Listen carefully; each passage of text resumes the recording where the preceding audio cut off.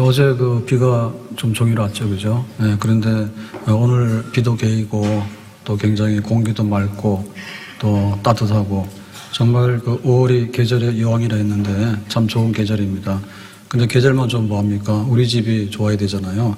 5월 가정의 달을 지내는데 하나님을 사랑하고 예배하면서 하나님의 은혜와 축복이 가득한 가정 천국이 이루는 그런 복이 우리 가정에 임하기를 예수님의 이름으로 축복합니다. 사철의 봄바람 불어 다 같이 합니다. 하나님 아버지 모셨으니 믿음의 반석도 든든하다. 우리 집 즐거운 동산에 사철의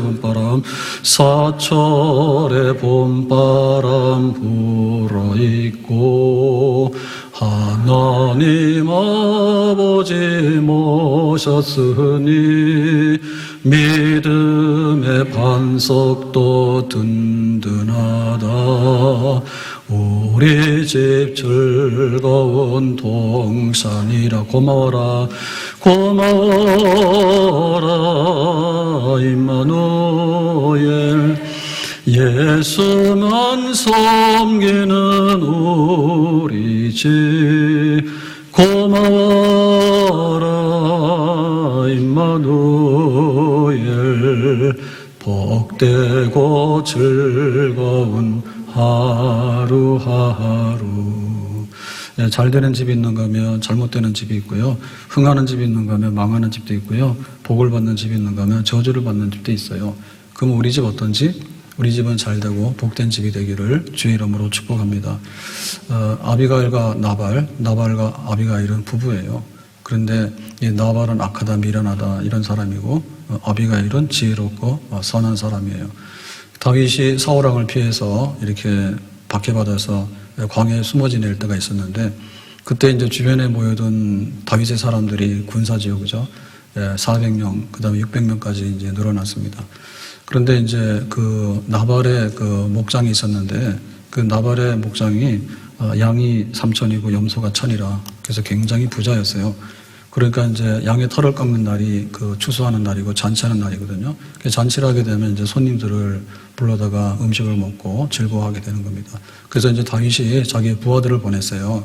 그러니까 이제 음식이라도 좀 나누고 할까 싶어서 보냈는데 뭐라고 하는가 하면 너희들은 누구냐? 빈손으로 보내면서 더군다나 이제 그 사울왕을 반역하는 무리들이다라고 해서 정치적으로 아주 폐역한 사람들이라고 하는 그런 아주 험담을 해서 쫓아보내버리게 됩니다. 다윗이 화나가 칼 들고 오잖아요. 그래서 이렇게 나발처럼 이렇게 악하게 하고 미련하게 하면은 망하는 집이고, 근데 부인은 또 그게 아니에요. 부인은 지혜롭고 선해가지고 재빠르게 이 소식을 듣고는 사건을 수습합니다. 그래서 이제 예물을 가지고 음식을 가지고 다윗을 찾아가요. 그래서 우리 남편이 미련해서 그러니 다 용서해달라고 이렇게 하거든요. 그래서 우리가 잘 살기를 원하는데 잘 못 사는 집이 있다. 부자가 되기 원하는데 가난한 사람이 있다. 이렇게 되는데요. 둘 다 문제는 있습니다. 잠언 30장 9절에 보면 이렇게 말하고 있습니다.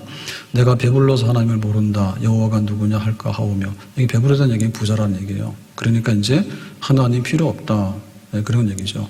그래서 하나님에게 굉장히 불경하게 대하고, 그러니까 또 사람들에게도 막대하죠. 그죠? 내가 부자인데 갑질이 나오고 그럽니다. 혹 반대로 내가 가난하여 도둑질하고 내 하나님의 이름을 욕되게 할까 두려워함이니이다. 그래서 너무 가난하다 보면은 남의 물건 훔치거든요. 그러면 야 너는 하나님 믿으면서 도둑놈이냐 해가지고 또 하나님의 이름까지 욕되게 한다 해죠. 가난한 사람도 조심해야 된다.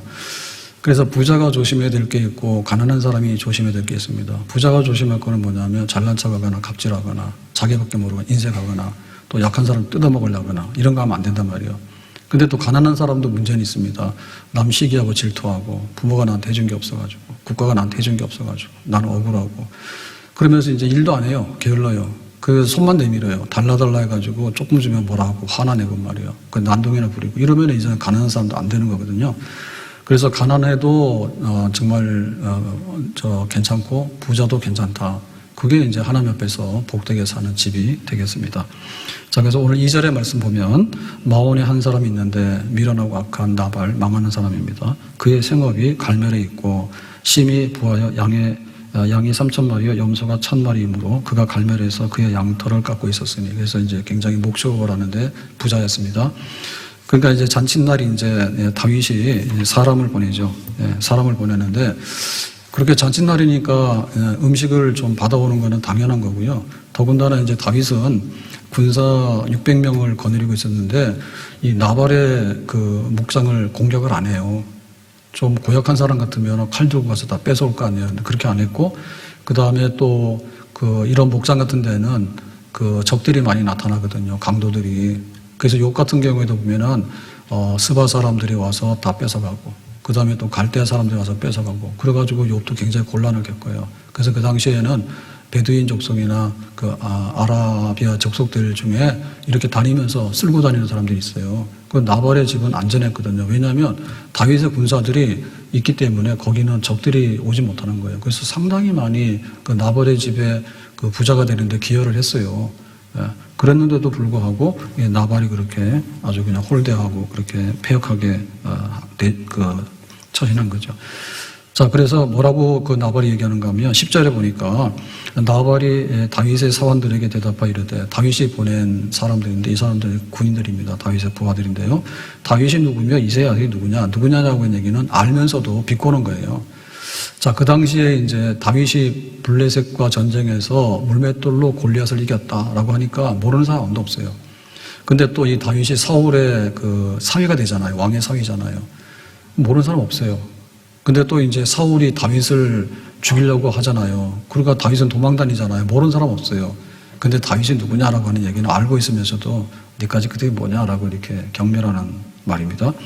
요즘에 각기 주인에게서 억지로 떠나는 종이 많도다. 이게 여기서 말하는 주인은 사울 왕을 의미하는 겁니다. 그러니까 왕에게 반란 일으켜가지고 국가를 어지럽히는 이런 무리들이 있는데 너희들이 그런 사람들이야 라고 하니까 잔치집에 그 음식 얻으러 갔다가 이게 뭐예요? 완전히 그냥 뺨만 맞은 게 아니라 이게 아주 그냥 죽일 놈이 된 거죠. 그죠?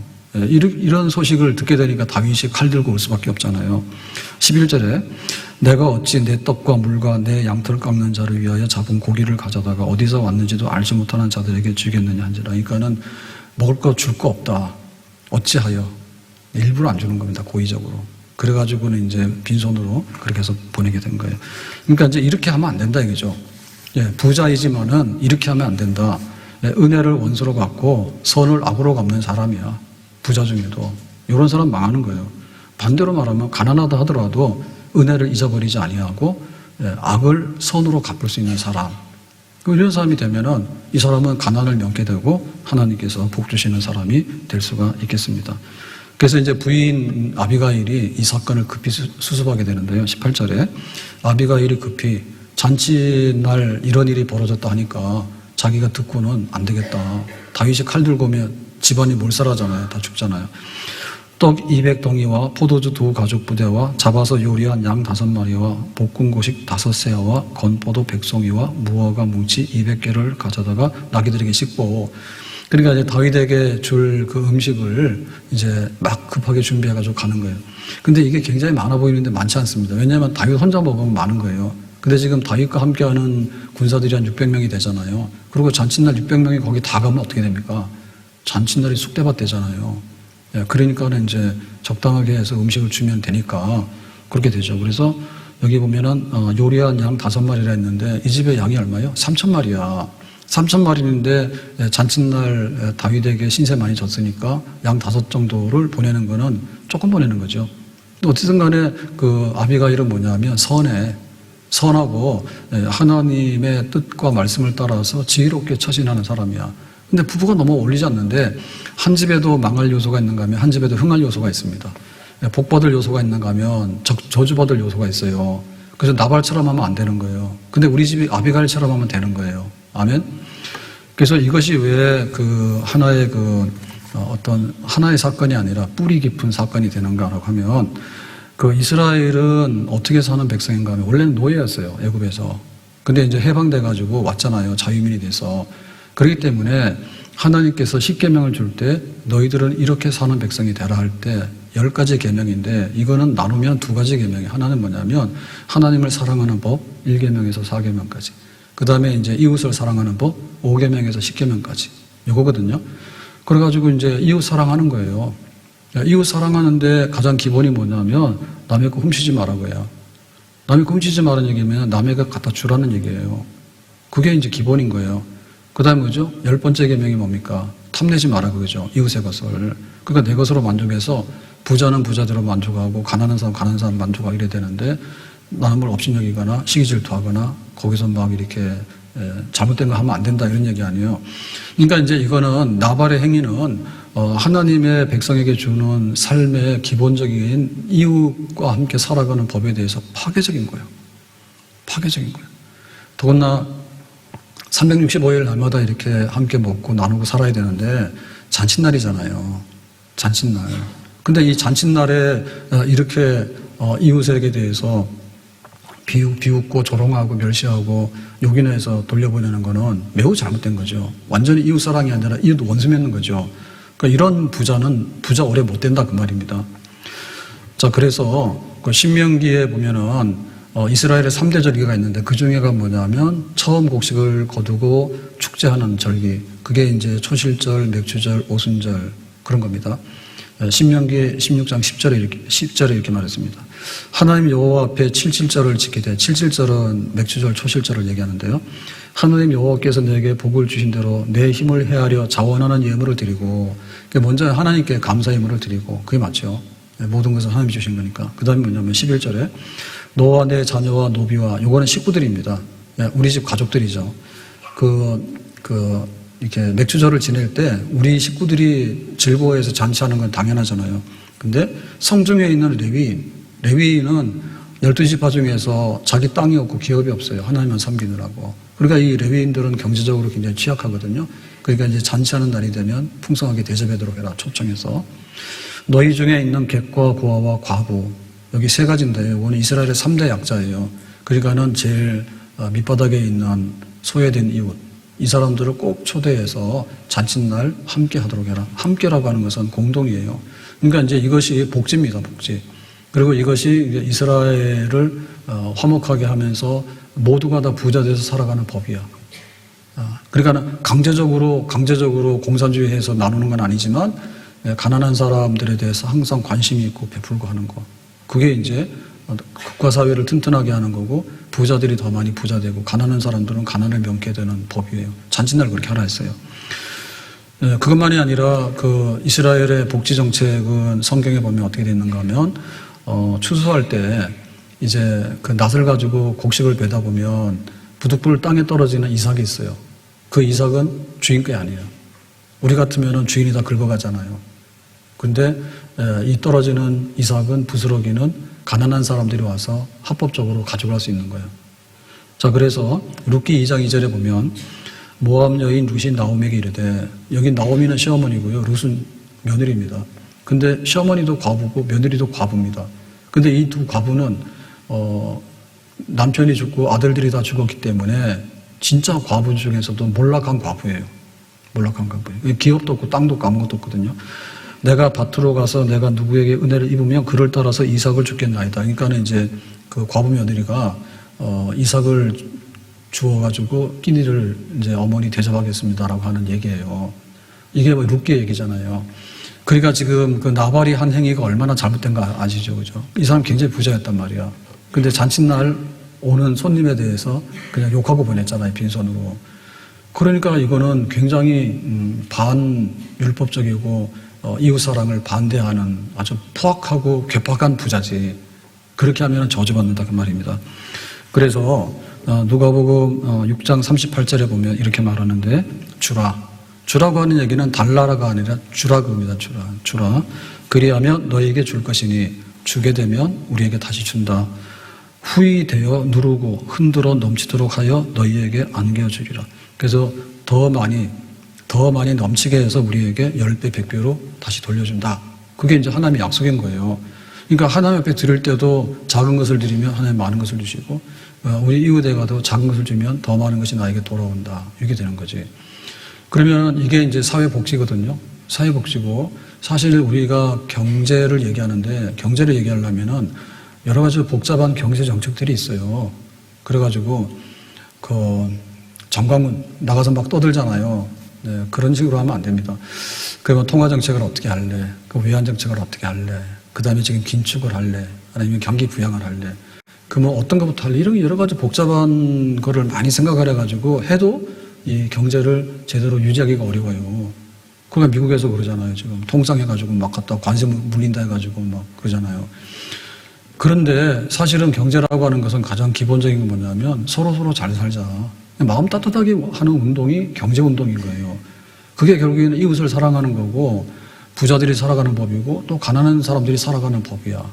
그래서 그 성심당이라고 아시죠? 대전에 유명한 빵집이. 그래서 그 빵집이 이제 그 파리바게뜨나 이런 그 기업보다도 매출이 더 넘쳤다 하더라고. 그런데 얼마 전에 뉴스를 보니까 그 동네 샌드위치 집에다가 샌드위치를 굉장히 많이 주문했어요. 그러니까 이 집에서는 이런 주문이 들어온 적이 없어. 그래서 확인을 해보니까 이 발주한 데가 성심당이야. 성심당은 빵집인데 샌드위치가 있잖아요. 그런데 왜 우리 집에다가 이렇게 많은 양의 주문을 넣었을까라고 확인을 했대요. 장난인가 싶어서. 그랬더니 그게 아니고 상생을 해야 되니까 오늘 우리 그 직원들은 여기 동네 샌드위치 집에서 샌드위치를 사다가 먹는 거다. 그 얘기야. 그런 얘기야. 그러니까 그 성심당이 잘 될 수밖에 없겠죠. 마음 씀씀이가 그 정도게 되면은 잘 되겠죠. 그죠? 그리고 사람들도 거기 가서 굉장히 홍보가 따로 있는 게 아니잖아요. 그러고 유명하잖아요. 대전이 유명해요? 성심당이 유명해요? 성심당이 더 유명하다잖아. 그러니까 그런 일도 있는 거예요. 그래서 이 뭐 경제를 살린다고 뭐라 하는데 부자들이 막 이렇게 착취하고 주머니다 뒤로 해서 빼돌리고 그러면 경제가 죽을 수밖에 없어요. 네? 그리고 가난한 사람도 그래요. 맨날 데모나하고 가서 정부 엎으라고 그러고 기업 막 나쁜 놈이라고 거기서 와서 막 달라달라고 그러면은 사실 그것도 대책이 없는 거예요. 뭐가 있어야 주는 거지. 그러니까는 그냥 따뜻하게 가장 원론적인 얘기는 따뜻하게 서로 나누고 사랑하고 그래서 하면 된다고요. 성경이 그렇게 얘기하잖아요. 후하게 우리에게 다시 한번 돌아오게 될 것이다 그랬습니다. 그 록펠러가 세계 제일 가는 부자였는데 53세에 이제 세계 제일의 갑부가 됐어요. 근데 자기는 항상 행복하지가 않더래. 너무나 전투적으로 살고 너무나 이제 긴장하면서 살잖아요. 자기 성공해야 되기 때문에. 그리고 막 피도 눈물도 없잖아. 돈 버는 사람들 보면 피도 눈물도 없으면 자기도 피도 눈물도 없이 당합니다. 근데 그렇게 산 거야. 근데 이제 55세에 자기가 병에 걸렸는데 병원에서 1년 동안 밖에 못 산다는 사형 선고를 받은 거예요. 그래 병원에 입원해 있는데 병원의 그 로비에 액자에 주는 자가 복이 있다라고 하는 성경 말씀, 주께서 말씀하시기를 주는 자가 복이 있다라고 하는 성경 구절이 써 있는 거예요. 그래서 그 말씀을 굉장히 감동이 되더래. 막 눈물이 나더래. 그랬는데 그날 로비에서 어떤 사건이 있었는가 하면 입원해 주세요. 입원 안 돼요. 돈 없잖아요. 이래가지고 이제 시비가 붙었어. 병원의 직원은 안 된다 하고 이 딸아이를 데리고 온 어머니는 그래도 치료해 주세요라고 하는 거야. 그래가지고는 록펠러가 비서를 시켜다가 입원비를 줬대요. 그래서 어느 날 이렇게 보니까 그 아이가 건강을 회복해가지고 있더라고요. 이제. 그래서 나중에 자서전을 썼는데 그 내용 중에 내가 이런 행복이 세상에 있다는 것을 지금까지는 생각해 본 적이 없대. 그리고 자기는 그런 행복을 맛본 적이 없대. 근데 그날 죽고 나니까 그러고 나서는 자기가 그 난치병이 나은 거예요. 그래서 40년 이상 자기가 사는 동안에 항상 주는 자, 복 있는 자 그런 삶을 살았다더라고요. 그러니까 이제 그 세계 제일의 부자가 되는 것은 가진 것으로 부자가 되는 사람이 있는가 하면 행복하게 나눠주면서 세계 제일 1등 가는 부자가 되는 게 있는 거예요. 그걸 했다는 거지. 그 사람은 진짜 복 있는 사람이죠. 아멘. 우리 되는 집이 되려면 그렇게 해야 됩니다. 네, 되는 집이 되려면 그렇게 해야 됩니다. 그래서 우리가 볼 때 지금 우리 사회는 그래요. 너 연봉 1억이냐? 연봉 1억이 얼마 안 되는 거예요. 네? 연봉 1억이 얼마 안 되는 거예요. 세금 떼고 못 떼고 하면 진짜 얼마 안 되죠. 왜냐하면 서장훈이는 얼마라고 재산이? 엄청 많다며. 근데 혼자 살잖아. 그러면 서장훈이 행복한 것 같아요? 제가 행복한 것 같아요? 제가 행복하잖아요. 키도 너무 크면 별로 안 좋아요. 네. 그래가지고는 이제 사람들이 자꾸 뉴스를 만들어요. 뭐 서장훈이는 이혼해서 혼자 사는데 돈을 벌어가지고 뭐 이렇게 뭐 빌딩을 샀는데 뭐 어떻다고 뭐 사장원이 빌딩에 뭐 광고판에는 한 달에 수익료가 얼마나 그러고 이런 얘기 계속 해가지고 전 국민을 불행으로 이끌고 가는 광고로 막 해. 기자들이 그걸 계속 쓰는 거야, 기사를. 그거 왜 하나 몰라? 그래가지고 우리는 너무나 많이 세뇌가 됐어요. 나 부자인가? 더 벌어야 되는데. 내가 가난한가? 세상을 엎어버려야 되는데. 그 이런 마음만 있는 거야, 이게. 그러니까 그런 것들이 잘못된 거예요. 주는 자가 복이 있다라고 하는 성경 말씀이 맞는 거예요. 나발은 굉장히 부자였어요. 근데 왜 잔칫날 오는 손님을 빈손으로 보내는 법이 어디 있으며 이웃 사랑을 하라 했는데 잔칫날도 사람을 빈손으로 모욕해서 돌려보내는 게 어디 있습니까? 그게 지금 말이 안 되잖아요. 사실 보면 우리 사회가 그런 거거든요. 우리 사회는 그래요 지금. 그러니까 우리가 자신감을 잃었어요. 내가 행복하게 살기는 틀린 것 같아. 나는 부자 되기 틀린 것 같아. 틀리게 뭐가 틀려? 틀리게 뭐가 틀려요? 주는 자가 부자인 거예요. 가난한 사람이 왜 자꾸 달라달라고 뺏어 올라가냐고. 나의 것으로 만족하고 내가 열심히 일해보고 그 다음에 이것밖에 안 되면 이것으로도 나누고 그렇게 살면은 그 사람이 가난한 사람이 아니죠. 가난한 사람. 그러니까 여기에 대해서 우리가 먼저 받아들여야 됩니다. 그러면 내가 연봉 1억 되고 내 집 사고 그 다음에 강남으로 이사 가고 그것이 나의 행복의 모든 거다라고 생각하면 우리는 평생이 틀린 거예요. 그거 굉장히 어려운 일이에요. 어려운 일 하지 마세요. 어려운 일 하지 마세요. 하나님께서 부자로 사는 법이 뭐고 가난하게 사는 법이 뭐냐, 부자가 조심해야 될 게 뭐고 가난한 사람 조심해야 될 게 뭐냐, 이것만 피하면은 부자든 가난하든 하나님께서 복되게 사는 집을 만들어 주시는 줄로 믿습니다. 그러다 보면 부자가 진짜 부자가 되는 거고 가난하더라도 가난하지 아니하고 진짜 부자가 될 수 있는 그런 복된 삶이 우리 앞에 펼쳐지게 되는 줄로 믿습니다. 이것은 뭐 록펠러 얘기만 아니고 그 경주 최씨 부잣집 300년 얘기를 많이 했잖아요. 오늘 PPT로 정리를 했는데 한번 보여드릴게요. 과거는 보되 진사 이상 하지 마라. 과거 본다는 얘기는요, 공부한다는 얘기예요.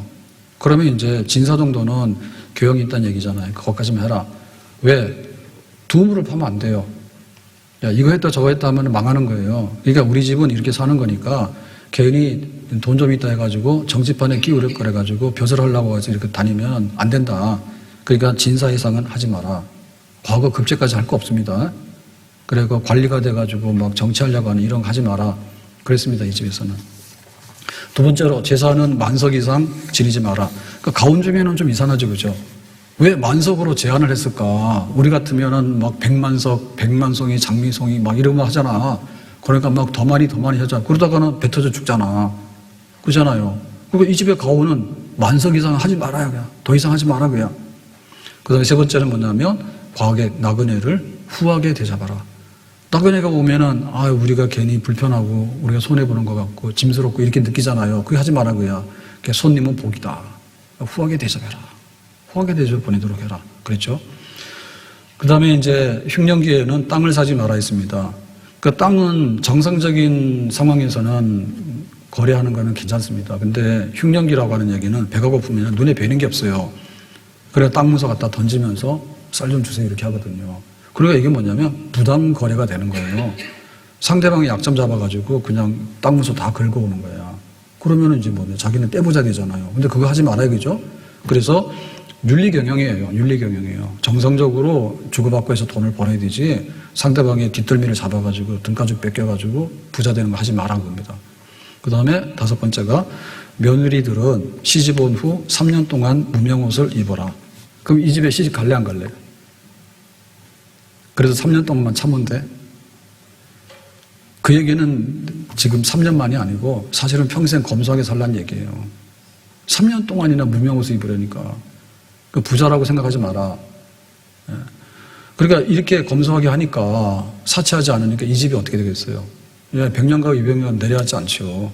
그랬다 그래요. 여섯 번째로 뭐냐면 사방 백리 안에 굶어 죽는 사람이 없게 하라. 그래서 백리라고 그러면 지금 저기 그 강남의 끝자락입니다. 그러면은 이게 얼마나 먼 데인지 몰라요. 먼데 먼저는. 그러니까 거기 안에는 굶어 죽는 사람이 있으면 안 돼. 그게 다 한 식구야. 언제요? 기근의 때가 오게 되면. 기근의 때가 오게 되면. 그러니까 우리 집에 있는 곡식 쌓아놓으면 뭐하냐. 사람이 죽는데. 그러니까 이제 갖다 푸는 거지. 제주도에도 그 성공한 기업인이 있었죠. 김만덕이. 그래가지고는 이제 정조 때 기근이 되니까 왕실에서 정부에서 이제 그 구제미를 보내잖아요. 근데 그 태풍인가 뭐 파도에다 뒤집어져 가지고 하나도 못 건졌다더라고. 그러니까 이제 제주도 사람 굶어 죽게 생긴 거야, 대기근으로. 그때 뭐냐면 김만덕이가 이제 자기 그 개인으로 이제 쌀을 사가지고 곡식을 사서 풀었다잖아요. 그죠? 그러니까는 기근이 들면은 그냥 있는 거 다 내 거 아니다, 다 내놔라, 그렇게 되는 거지. 그러니까 뭡니까, 이게 하나의 그 부자의 표상이고, 그 다음에 그런 동네가 부자 동네인 거예요. 부자 동네인 거예요. 그런 함께 먹고 함께 살면서 갈 수 있는 그런 동네. 그리고 국가가 부자가 되려면 이런 식으로 부자가 되면 되겠죠. 이런 식으로 부자가 되면 성심당처럼 그렇게 해서 자기가 일부러 이렇게 사주기도 하고, 이렇게 가면은 무슨 그렇게 불행한 사람이 있고 무슨 그늘진 그런 일들이 많이 생기겠습니까? 그렇지 않을 겁니다. 그래서 오늘 이 말씀을 보면서 우리는 나발 과냐 아니면 아비가일 과냐, 그걸 정하셔야 돼. 근데 우리에게는 두 가지 속성이 다 있는 거예요. 부자가 돼도 고약한 부자가 있고, 가난한 사람이 돼도 고약한 가난한 사람이 있는 거예요. 그러니까 정상적으로 부자가 되고 정상적으로 가난하게 되면 나중에는 평균적으로 더 행복한 사람이 될 수 있다.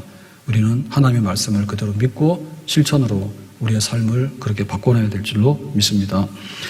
히브리서 13장 1절에 형제 사랑하기를 계속하고, 2절 손님 대접하기를 잊지 말라. 이로써 이렇게 하는 그걸 통해 가지고 부지 중에 내가 모르는 중에 천사들을 대접한 이들이 있었느니라. 아브라함이죠, 아브라함. 아브라함이 이제 지나가는 손님들을 대접했잖아요. 그랬더니 그 사람이 천사지. 어디 가는 천사예요? 소돔성을 심판하러 가는 천사지. 그래가지고 이제 1급 비밀을 알게 된 거잖아요. 그러면 지금 소돔성에 우리 조카가 있는데 어떻게 하냐 해서 하나님 우리 조카 건져내 주세요 하잖아. 그래가지고는 이제 하나님 기도응답에서 그 소돔성 유황불 심판 가운데서 조카 그 롯을 건져내잖아요. 그 식구들을. 그러니까 밥 한 번 대접하고 그 집안 식구들 다 살렸잖아. 그게 뭐예요? 부자예요, 부자. 이런 사람들. 이런 마음을 가지고 살아가는 집이 되면 그 집은 행복한 집이 될 수 있다. 그래서 우리가 정말 우리는 내가 이만큼 벌고 이만한 환경을 가지면은 내가 행복해지고 그런다. 절대 그렇지 않습니다. 지금 우리 제가 하나 더 얘기를 할게요. 그 설악산에 지객분들이 한 60여 명이 있었답니다. 근데 지금은 이제 마지막 지객군이라 해서 그 사람이 이제 그 언론에 많이 보도가 됐는데, 지금은 마지막 지객군이라 해서 나온 그 마지막 기사가 있었는데요. 임기종 씨라고, 이분이 키가 158cm야. 굉장히 왜소하죠. 그런데 이제 짐을 지고 이제 그 지객군으로 올라가잖아요. 그러면은 이쪽에 흔들바위 쪽으로 가면 한 2km 된대요. 그러면 비선도로에서 올라가면 금강굴, 그 다음에 대청봉까지도 갔대, 옛날에는. 그래가지고 이제 키로에 따라서 요금이 있는 거야. 이제 그 생활을 50년 한 거야. 그러면 158cm 되는 왜소한 사람이 지게를 지면은 60kg를 기본으로 진다 하더라고. 그게 60kg를 운반해야지 돈을 받는데, 흔들바위 올라가면은 5만 원, 그 다음에 금강굴 가면 10만 원, 그렇게 됐대요. 그래서 어느 날 이제 기자가 와서 이제 인터뷰를 한 거야. 그래서 그럼 얼마 받냐 했더니 20년 전에 2만 원 받았어요라고 했는데, 기자가 지금 2만 원 받는다고 쓴 거야. 그래가지고 그게 이제 언론에 나니까 거기에 이제 그 일 시키는 사람들이 암자, 그 다음에 이제 절, 이런 데 있잖아요. 흔들바위 밑에도 절이 있잖아요. 거기다가 사람들이 막 욕을 한 거야, 절을. 그래가지고는 국민청원이 들어갔대. 이거 노동착취라고. 그 60kg 등짐을 지고 올라갔는데 2만 원 받는 게 말이 되냐. 절간에서 너무하다 해가지고 막 국민청원이 들어갔대. 그래서 절에서 열받은 거야.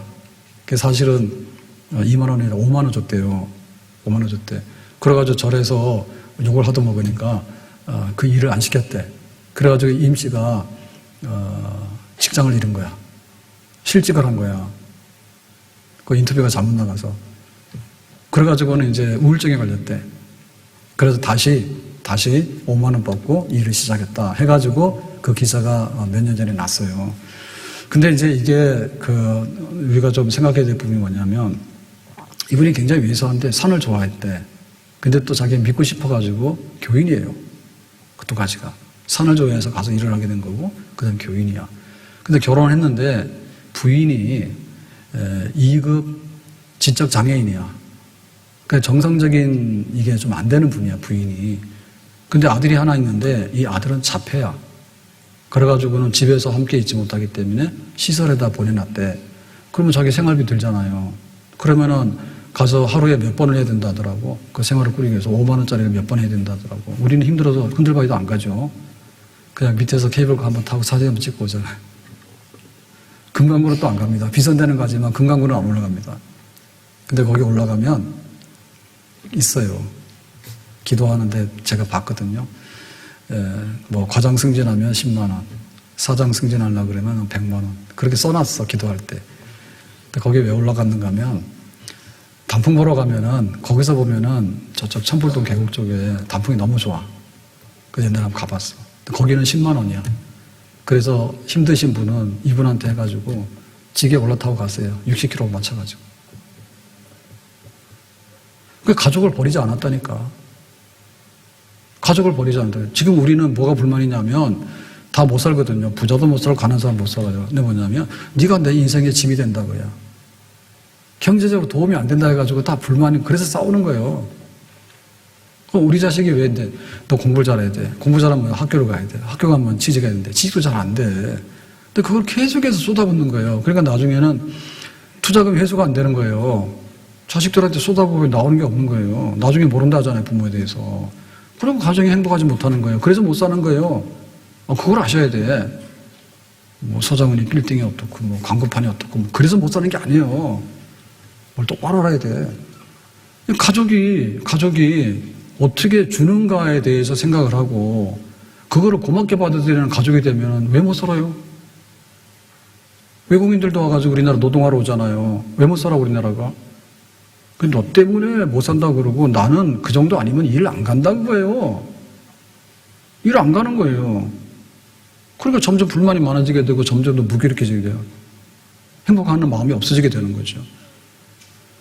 그래서 가정을 지켰고, 그 다음에 이제 이분이 뭐 50만 원인가 해가지고 그 어려운 단체에다가 기부를 한답니다. 그래 지금까지 기부한 게 1억이 넘는데, 예? 거기 한번 등짐 지고 60km를 우리는 그냥 빈손으로 가더라도 안 올라가잖아, 힘들다고. 그런데 그거 한번 지고 갔다 오면 5만 원을 받는데 그거를 하루에 몇 번 한답니다. 그렇게 해서 얻은 돈이 정말 피땀이잖아요. 근데 그걸 가지고서 기부를 해가지고 1억 넘도록 기부를 했대. 그러고는 해마다 이렇게 자기가 관광버스를 해가지고는 이제 노인들이나 이런 이웃들을 초청해다가 관광까지 시켜준대. 관광까지 시켜준대. 그렇게 해가지고 섬기는 거예요. 근데 이분이 교인이라 했잖아요. 근데 봤더니더라고. 주일 예배를 드릴까 안 드릴까? 당연히 드리지. 당연히 드리는데 어떻게 드리냐면 새벽에도 일이 있대요. 일이 있으면 간대요. 지게지로 간대요. 그러면은 이제 우리 오전 11시 이렇게 보통 예배를 드리잖아요. 교회에서요. 그러면은 11시에 예배에 간대. 새벽에 한번 지게지고 갔다 와서 그 다음에는 예배드리러 온다는 거예요. 믿어져요? 안 믿어져요? 지금 출근해가지고 지금 저기 흔들바위까지 짐 지고 갔다 왔는데 해가지고 교회 가가지고 정상적으로 예배를 다 드린다니까. 그렇게 한다니까. 그걸 교회도 잘 섬기는 거예요. 그렇게 하는 사람. 그러니까 우리가 보면서 이게 뭐가 잘못됐는가를 생각할 때 뭐 돈이 많고 적고 그 다음에 내 거 있으니까 너한테 안 뺏겨야 되고 나는 없기 때문에 원망하거나 세상 다 망해버리라고 이런 마음이 있기 때문에 안 되는 거라. 성경에 보면은 굉장히 복 있는 사람이 있는데 수넴의 귀부인이라고 있거든요. 이름은 없는데 굉장히 부잣집 부인이 있었어요. 수넴 지방에.